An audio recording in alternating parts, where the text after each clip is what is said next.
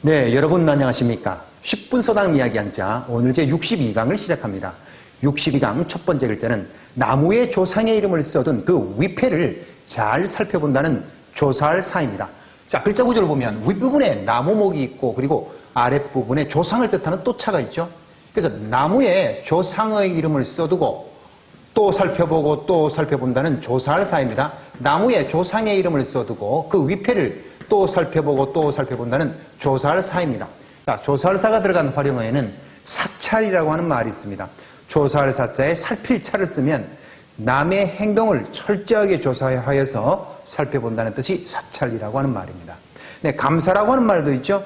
볼감자에 조사할 사자를 쓰면 어떤 일을 감독하고 검사한다는 뜻이 감사란 뜻입니다. 네, 다음에 배울 글자는 어린아이가 집에서 태어났다는 나을산입니다. 자, 네, 나을산의 글자 구조는 설립에 그리고 집엄이 결합되어 있습니다. 그러나 한 획이 좀 빠졌습니다. 집엄에서. 그리고 아랫부분 날생이 결합되어 있죠. 자, 그래서 이 설립은 아이의 모양을 뜬 모양자로 쓰였습니다. 그리고 집에서 어린아이가 집에서 태어났다는 나을산입니다. 자, 글자 이야기 정리하겠습니다. 어린아이가 집에서 탄생했다는 나을산입니다. 어린아이가 집에서 태어났다는 나을산입니다. 나을산이 들어간 활용어 중에 생산이라고 하는 말이 있습니다. 날생자에 나을산을 쓰면 물건을 생산한다는 뜻도 있지만 아이나 새끼를 낳는다는 뜻이 생산입니다. 그래서 우리가 사극 드라마를 보면 이런 대사가 많이 들립니다. 마마께서 건강한 아기 씨를 생산할 것이다. 자, 이런 말이 많이 들리는 거죠. 그리고 출산이라고 하는 말도 있습니다. 날출자에 나을산을 쓰면 역시 아이나 새끼를 낳는다는 생산이란 뜻과 같이 쓰는 단어입니다. 네, 다음 글자는 상줄상입니다. 자, 글자 구조를 보면 윗부분에 오이어상 높일상이 있고 아랫부분에 재물을 뜻하는 조개패가 있죠. 훌륭하게 쌓은 공적을 높이 기리어서 재물과 함께 드리는 상줄상입니다. 훌륭하게 쌓은 공적을 높이 기리어서 재물과 함께 드리는 상줄상입니다. 상줄상이 들어간 사자성어에 신상필벌이라고 하는 말이 있습니다. 믿을 신 상줄상, 반드시 벌할 벌을 써서 상을 줄 만한 공을 세운 자에게는 반드시 상을 주고 벌이나 죄를 지은 사람에게는 반드시 벌을 준다는 뜻으로 이 말은 곧 상이나 벌을 공정하게 하고 엄중하게 처리한다는 말이 신상필벌입니다. 네, 다음에 배울 글자는 항상상입니다. 이 항상상은 신을 받들어 모시는 신전의 제단 위를 면포로 닦거나 헝겊으로 닦아서 반드시 깨끗하고 청결하게 유지된다는 항상상입니다. 글자 구조를 보면 윗부분에 오일여상 높일상이 있고 아랫부분에 수건건이 있죠. 신을 높이 받들어 모시는 신전의 제단은 수건이나 면포로 항상 깨끗하게 닦아둔다는 항상상입니다. 신을 높이 받들어 모시는 신전의 제단은 수건이나 면포로 항상 깨끗하게 닦아둔다는 항상상입니다. 항상상이 들어간 사자성어 중에 인지상정이라고 하는 말이 있습니다. 사람인 갈지, 항상상 뜻정을 써서 사람이라면 누구나 항상 가지는 보통의 그 생각, 그런 사람의 인정을 인지상정이라고 합니다. 네, 다음에 배울 글자는 장사상입니다. 장사상의 글자는 상나라 사람을 뜻하는 글자인데 상나라는 주나라에 의해서 멸망합니다. 주나라의 혹독한 잔혹한 형벌이 계속되자 상나라 사람들은 그 나라를 떠돌면서 물건을 사고 파는 장사를 했다는 장사상입니다. 자, 글자 구조 보겠습니다. 윗부분에 설립인데 이 설립의 모양은 나을산의 설립의 모양과 똑같습니다. 그래서 사람을 뜻하는 모양자로 쓰였다라고 기억을 하고 그 아래 멀경이 있고 여덟팔이 있고 입구가 있습니다. 그래서 장사상의 글자 이야기는 재미있는 재치와 유머로 기억합니다. 상나라 사람들이 일어서서 문 밖으로 나가서 물건을 팔려고 입으로 소리치는 장사상입니다. 상나라 사람들이 일어서서 문 밖으로 나가서 물건을 팔려고 입으로 소리치는 장사상입니다. 자, 산농공상이라고 하는 말이 있습니다. 선비사, 농사농, 만들공, 장사상을 써서 이거 산농공상이라고 하는 말은 네 가지의 신분을 뜻하는 글자인데 선비사, 농부를 뜻하는 글자, 공은 공장 기술자입니다. 그리고 상은 장사상입니다. 순서대로 나타냈습니다. 자, 그래서 신분을 아울러 이르는 말을 산농공상이라고 합니다. 다음에 배울 글자는 차례서입니다. 네, 차례서의 글자 구조부터 보겠습니다. 윗부분에 집엄이 있고 아랫부분에 나여가 있습니다. 이 집엄은 아까 나을산 할 때 나온 집엄하고 같은데 여기서는 한 획이 없는 겁니다. 자, 그래서 이 집엄이 있고 나여가 있는데 이 나여의 글자는 배틀에 날줄이 있었는데 그 날줄에 씨줄을 넣기 위한 북이죠. 이 북이 차례대로 왔다 갔다 하면서 날줄과 씨줄을 엮어내는 거죠. 자, 그래서 이 차례와 순서를 가지고 있는 글자인데 집을 지을 때 이 나여의 배틀북처럼 차례대로 순서대로 지어야 한다는 차례서입니다. 집을 지을 때는 나여의 배틀북처럼 차례대로 순서대로 차곡차곡 짓는다는 차례서입니다. 차례서가 들어간 사자성어 중에 장유유서라고 하는 말이 있습니다. 긴장 어릴 유자, 있을 유자 차례서를 쓰면 어른과 어린아이 사이에는 순서와 질서가 있다는 뜻이 장유유서입니다. 네, 다음에 배울 글자는 가릴선입니다.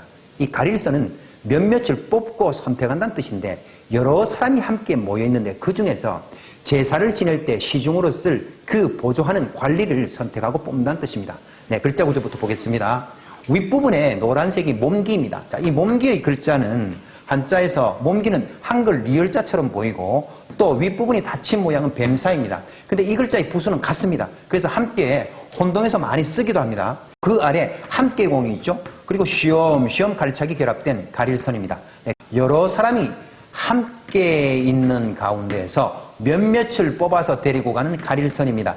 여러 사람의 몸이 함께 있는 중에서 몇몇을 뽑아서 데리고 가는 가릴선입니다.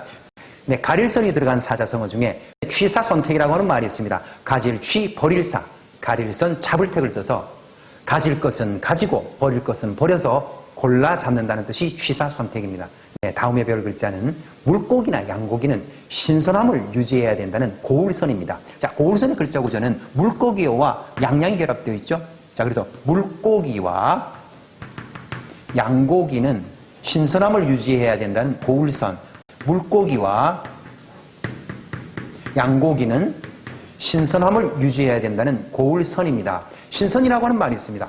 새신자에 고울선자를 쓰면 새롭고 산뜻하다. 그래서 채소나 생선 따위가 싱싱함을 신선이라고 하고 선명이라고 하는 말도 있죠. 고울선자에 밝을명을 써서 선명이라고 하는 말은 산뜻하고 뚜렷하고 깨끗하고 밝음을 뜻하는 말이 선명입니다. 네, 다음에 배울 글자는 배선입니다. 배가 구불구불한 물길을 따라 돌아간다는 배선. 글자 구조를 보겠습니다. 배선의 글자 구조는 배주가 있고 안석괴가 있고 입구가 있죠. 자, 이 글자가 물길 따라간다는 물길을 따라갈 연자입니다. 자, 배주자 처음 나왔기 때문에 그림을 보시면서 이 글자부터 정리를 하겠습니다. 자, 뱃머리에 배전이 있고 돛이 보이고 앉는 자리가 보이는 배주입니다. 안석괴는 구불구불한 물길을 뜻하는 모양자로 쓰였고 입구는 물길 따라 돌아간다는 그 둥근 모양으로 쓰였습니다. 네, 배선 글자 구조 정리하겠습니다. 배가 구부러진 물길을 따라서 돌아가는 배선입니다. 배가 구부러진 물길을 따라서 돌아가는 배선입니다. 배선이 들어간 활용어에는 풍선이라고 하는 말 있죠. 바람풍의 배선을 써서 풍선이나 또는 사람이 타는 그 커다란 기구를 풍선이라고 합니다. 선박이라고 하는 말도 있습니다. 배선자, 배박자를 써서 상당히 큰 규모로 만들어진 배는 선박이라고 합니다. 네, 다음은 신선선입니다. 신선선의 글자는 사람인과 매산이 결합되어 있죠. 그래서 사람이 산에서 도를 깨달은 신선이다 하는 신선선입니다. 사람이 산에서 도를 깨달은 신선선, 사람이 산에서 도를 깨달은 신선선. 선경이라고 하는 말이 있습니다. 신선선에 지경경을 쓰면 신선이 산다는 경치가 신비스럽고 그윽한 곳을 선경이라고 합니다. 네, 수선화라고 하는 말도 있죠. 물수의 신선선, 꽃화를 쓰면 이 꽃의 이름인데 그리스 신화에서 그 나르시소스의 전설을 이야기한 자기 도취를 뜻하는 글자, 그 수선화입니다. 그리스 신화에 나오는 그 수선화의 이야기는 그 숲속의 요정 에코가 나르시소스를 사랑했는데 나르시소스는 그 사랑을 받아들이지 않고 그 자기의 잘생긴 그 미모에 반해서 호수를 들여다보다가 그만 죽고 말았는데 그 자리에서 꽃이 피었는데 그것이 수선화가 되었다. 그래서 수선화의 꽃말은 나르시시즘, 자기 도취라는 뜻을 가지고 있습니다. 네, 그러면 62강에서 배웠던 글자 머릿속에 정리해 봅시다. 네, 조사할 사입니다. 조상의 이름을 써둔 그 나무 위패를 또 보고 철저히 조사하는 조사할 사, 조사할 사. 다음은 나을 산입니다. 어린 아이가 집에서 탄생했다는 나을산, 나을산. 다음은 상줄상입니다. 훌륭한 공적을 높이 기리어서 재물과 함께 주는 상줄상, 상줄상. 다음은 항상상입니다. 신을 높여 받드는 신전의 제단은 깨끗한 수건이나 헝겊으로 덮어둔다는 항상상, 항상상. 다음은 장사상입니다. 상나라 사람들이 일어서서 성문 밖으로 나가서 물건을 팔려고 입으로 소리치는 장사상, 장사상. 네, 다음은 차례서입니다. 집을 지을 때는 나여 배틀북처럼 차례대로 순서대로 짓는다는 차례서, 차례서. 다음은 가릴선입니다. 여러 사람의 몸이 함께 있는 중에서 몇몇을 뽑아서 데리고 가는 가릴선입니다. 고울선입니다. 물고기와 양고기는 항상 깨끗하고 신선해야 된다는 고울선, 고울선. 다음은 배선입니다. 나룻배가 구부러진 물길을 따라 돌아가는 배선, 배선. 다음은 신선선입니다. 사람이 산에서 돌을 닦은 신선선, 신선선. 네, 62강 한자 이야기도 재밌게 잘 들으셨나요?